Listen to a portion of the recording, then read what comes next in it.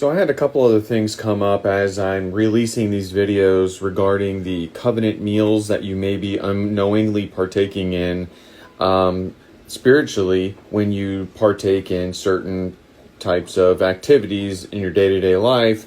As a believer, as a Christian, as a believer in the God of the Bible, this is very important that you align yourself spiritually in heaven, because that's what Messiah came to tell us is very important, is that the spirit of the law, the spirit of everything, to have eyes and ears to see in the spirit realm, not just in the physical realm. And so to give you a warning of the things that you should be looking out for is something like halal food. It is being that the animal is being slaughtered for this God of Islam, and essentially the slaughtering of the animal is for their God. And how do we know that their God is not the same God as ours? Is because of the word and the characteristics and everything that describes their God is in their Bible, their Quran, I should say.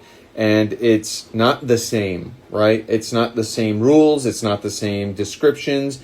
It's not the same commands or judgments. And so we know it's not the same God, so we wouldn't want to eat the food that is sacrificed to their God.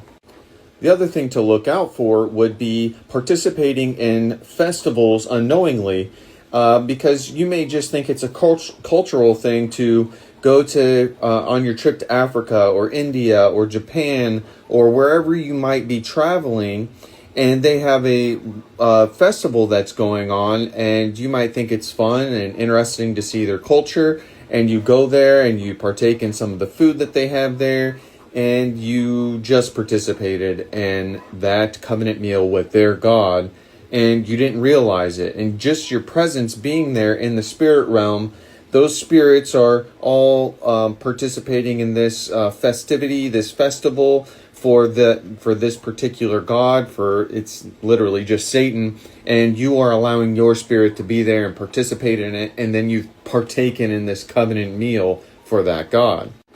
And what's interesting about this picture is I just put in like world religious festivals into the Google images, and it came up with all of these. And what's interesting is that these are all for different religions that have nothing to do with the Bible, with Scripture, and they have everything to do with false gods and false mighty ones.